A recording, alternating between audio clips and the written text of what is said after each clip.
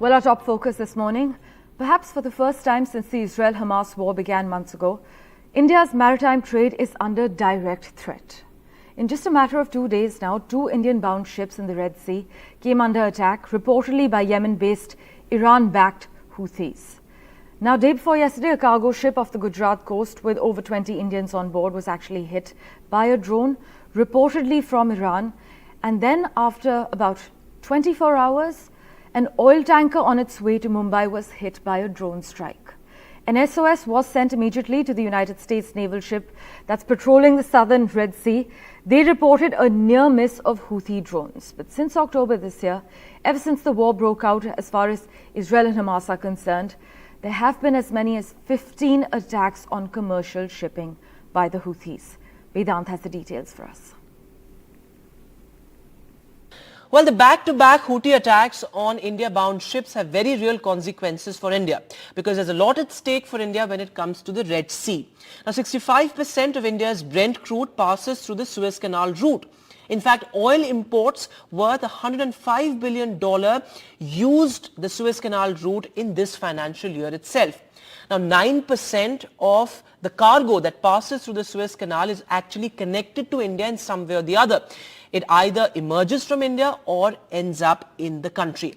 Now, half of India's exports to Europe and North Africa use this particular route. And these are two countries, both countries in Europe and North Africa are actually very important trade partners for India as well. Now, Indian trade goods worth over $100 billion actually pass through Suez Canal annually. That's how important this particular route is for India. But let's also take a look at the global picture because global trade is in troubled waters. Now remember, these commercial ships that we're talking about that are currently under threat actually signify or represent huge numbers. They signify 12% of global trade.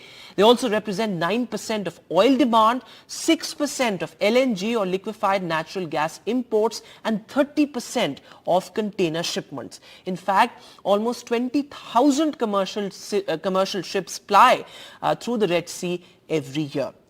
But now let's take a look at how these Houthi attacks could actually disrupt global supply chains.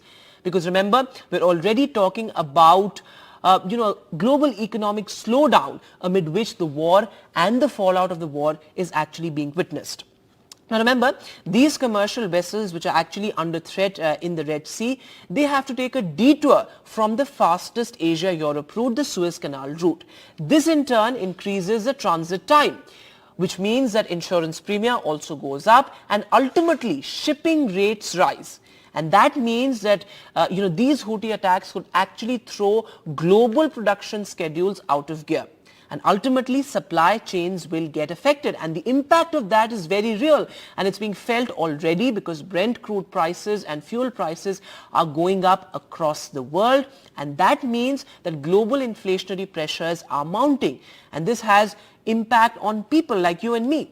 And what we are witnessing right now is global economies shrinking and squeezing amid headwinds, and the war is only complicating and compounding that effect.